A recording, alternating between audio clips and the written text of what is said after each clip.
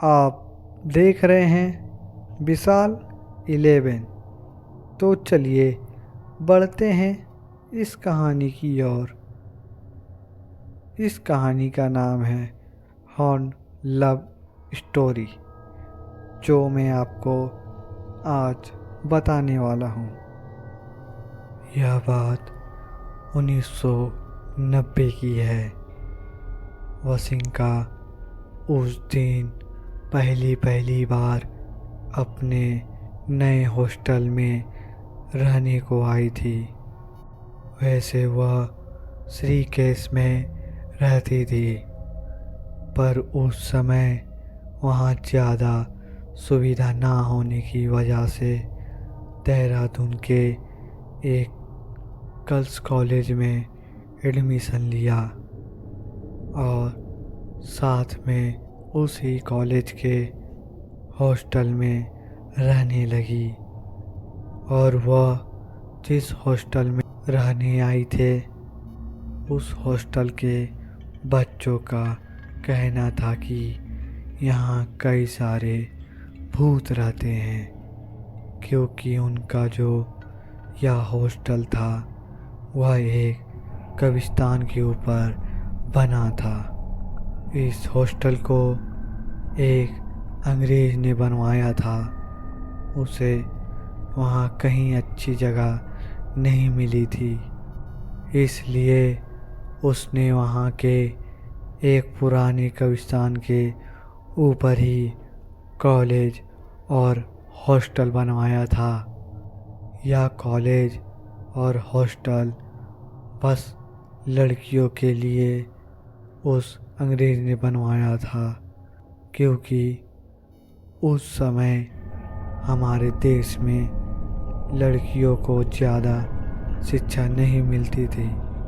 उस अस्पताल में रह रहे बच्चों का यह भी कहना था कि इस हॉस्टल में कई सारी लड़कियों की मौत हो रही है, और इसी वजह से इस हॉस्टल के कई सारे कमरे बंद पड़े थे। वसिंका उनकी बातों को ज़्यादा गंभीरता से नहीं लेती, क्योंकि उसे भूतों पर बिल्कुल भी विश्वास नहीं था। पहली ही रात वसिंका जब रात को सोने गई तो उसने अपने बालों को बांधा नहीं और अपने को ऐसे ही खुला छोड़ दिया। कहते हैं लड़कियों को कभी भी रात को अपने बाल खुले नहीं रखने चाहिए। वसिंका देखने में बड़ी ही सुंदर थी और उसके बड़े बड़े बाल उसकी उस सुंदरता को और बढ़ाते थे। वसिंका उस रात सो रही थी, तभी उसे ऐसा लगता है कि कोई उसके बालों पर हाथ फेर रहा हो। वसिंका सोचती है उसकी मम्मी होगी, इसलिए वसिंका बोलती है, अरे सोने दो मम्मी। इतना ही बोलती थी, तभी उसे एकदम से याद आता है वह तो हॉस्टल में थी, तो कौन है जो उसके बालों में अपना हाथ फेर रहा है। यही देखने के लिए वसिंका ने जैसे ही अपनी आँखों खोली तो उसके मुंह से चीखें निकलने ही वाली थी। तभी उसके मुंह पर किसी ने हाथ रख दिया। जिसने वसिंका के मुंह पर हाथ रखा था उसने वसिंका से कहा, डरो मत, मैं तुम्हें कुछ नहीं करूँगा। अब मैं तुम्हारे मुंह से हाथ हटा रहा हूँ, पर चिल्लाना मत। पहले तो वसिंका उसे देखकर डरे जा रही थी, क्योंकि वह आदमी काफ़ी बड़ा और भयानक सा था।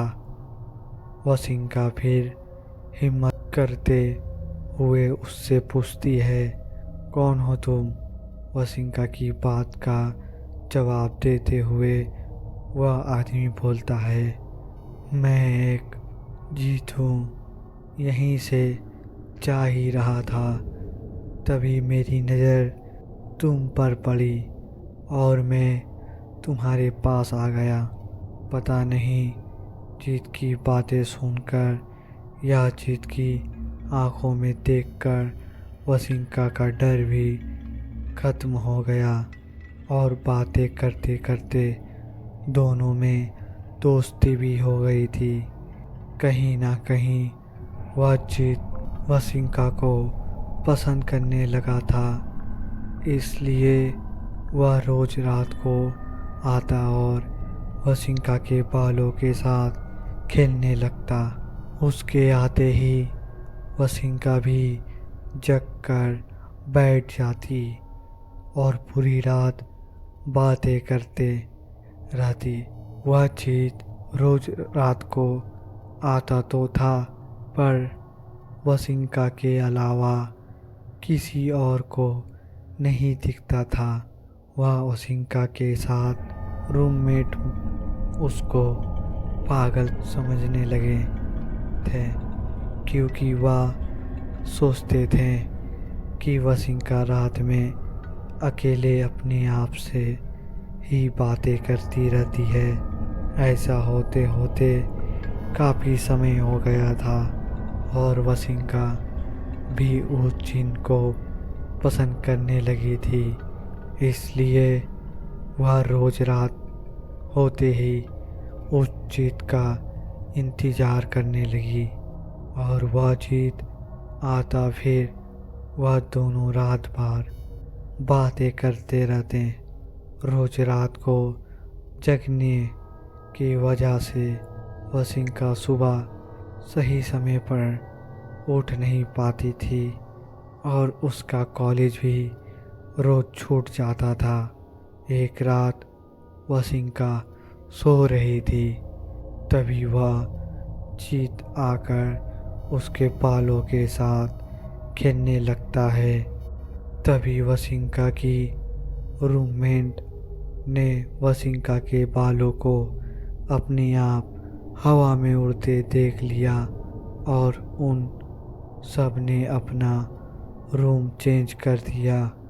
अब सब हॉस्टल में वसिंका के साथ रहने में भी डरने लगे थे। एक दिन जब वसिंका के घर वाले वसिंका को से मिलने आते हैं, तो सबने उसके घर वालों की को सारी बात बता दी कि किस तरह वसिंका के बाल रोज रात को अपने आप उल्टने लगते थे और वह पता नहीं किससे पूरी रात बात करती रहती थी। उसके घर वाले सारी बात को समझते हुए वसिंका के पूरे बाल छोटे छोटे करा देते हैं। वसिंका तो अपने बालों को नहीं कटवाना चाहती थी, क्योंकि उसे पता था उस जीत को उसके बाल सबसे ज़्यादा पसंद थे, इसलिए वह कटवाने से मना करे जा रही थी। पर उसके घर वालों ने ज़बरदस्ती उसके बाल छोटे करवा दिए और जब रात हुई तो वह जीत रोज की तरह वसिंका से मिलने आया, तो उसने देखा वसिंका ने अपने बाल कटवा दिए हैं। तो यह देखकर उस जीत को बड़ा ही गुस्सा आया और वसिंका को पूरी रात मारता रहा।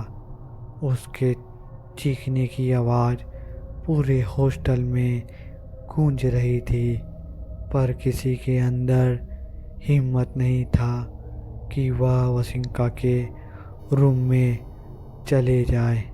और सुबह हुई तो सब ने उसके रूम में आकर देखा कि वशिंका पूरी तरह से घायल थी।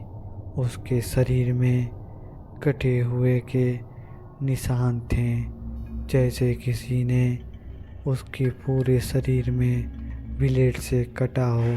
उस हादसे के बाद वशिंका को अपने साथ श्रीकेश वापस ले गए।